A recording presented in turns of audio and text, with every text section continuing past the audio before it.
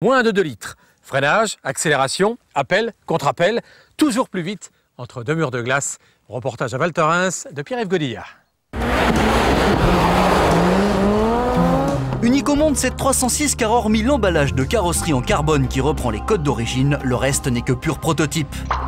Un proto doté d'un moteur de 1100 cm3 turbo-compressé qui classe cette voiture dans la catégorie des moins de 2 litres. 830 kg de tubes et de matière noble, 4 roues motrices et directrices, une boîte séquentielle à 6 rapports. Et si tout cela vous semble un peu compliqué, ce qu'il faut retenir de ce bolide, c'est que les 320 chevaux font un bruit magique quand ils s'animent et que ce concentré de haute technologie permet à Pierre de dessiner des virages sur des circuits où avec une voiture normale, vous ne feriez même pas 2 mètres. Top départ. Des séances d'essai finalement courtes sur la période d'avant-championnat où ingénieurs et pilotes doivent balayer un grand nombre de paramètres pour faire évoluer ce prototype car les courses de glace se jouent au millième, sorte de F1 des glaces. Je crois qu'il y a chaque année des évolutions. C'est un petit peu le principe de la glace, c'est d'aller rechercher chaque année le dixième qui manque. C'est sur chaque domaine qui constitue la voiture et gagner un petit peu de temps. Maintenant, c'est beaucoup de travail.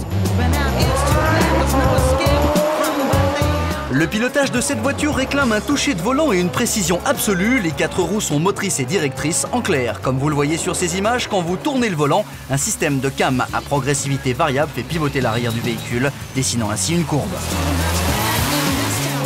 La 306 rentre alors par l'arrière dans les virages. Il faut donc pour le pilote sentir la dérive jusqu'à la limite des bords de piste pour faire passer toute la puissance de cette voiture. Mais la difficulté sur ce genre d'épreuve, c'est que la piste, elle, change de nature tour à tour. Il faut pouvoir réagir instantanément à l'évolution de la glace et faire évoluer la voiture en anticipant ce que pourra être la glace après le passage d'une manche, après l'évolution de la météo. Je crois que c'est justement la collaboration entre une équipe technique, le feeling d'un pilote.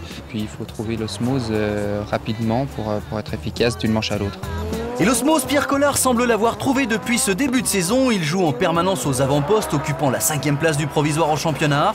Mais cet homme de défi caresse le rêve secret d'un podium final au soir du bilan. En attendant, il mène la catégorie des moins de 2 litres et devrait donner pas mal de fil à retordre à ses petits camarades. Alors bonne glisse.